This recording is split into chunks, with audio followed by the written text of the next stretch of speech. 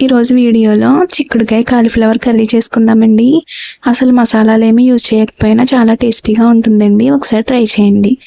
Curry కోసం ముందుగా stove on చేసుకుని బాండీ పెట్టుకుని 3 స్పూన్స్ ఆయిల్ వేసుకుని ఆయిల్ హీట్ అయిన తర్వాత కట్ చేసుకున్న ఆనియన్స్, పచ్చిమిర్చి వేసుకుని కొద్దిగా సాల్ట్ వేసుకుని ఫ్రై చేసుకోవాలి.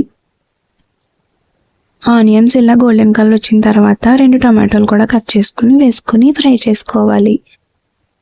ఒక 5 మినిట్స్కి టమాటాలు మగ్గిపోతాయండి. తర్వాత కొద్దిగా పసుపు వేసుకుని ఒకసారి కలుపుకున్నాక కట్ చేసుకుని శుభ్రంగా వాష్ చేసుకున్న కాలీఫ్లవర్, చిక్కుడుకాయ ముక్కలు కూడా వేసుకుని మంట లో ఫ్లేమ్లో పెట్టుకుని మగ్గించుకోవాలండి. కొద్దిగా సాల్ట్ వేసుకుంటే ముక్కల్లోంచి వాటర్ రిలీజ్ అయ్యి త్వరగా మగ్గుతాయండి. ఇలా కలుపుకున్నాక కొద్దిగా సాల్ట్ కూడా వేసుకుని మూత పెట్టుకుని మగ్గించుకోవాలి.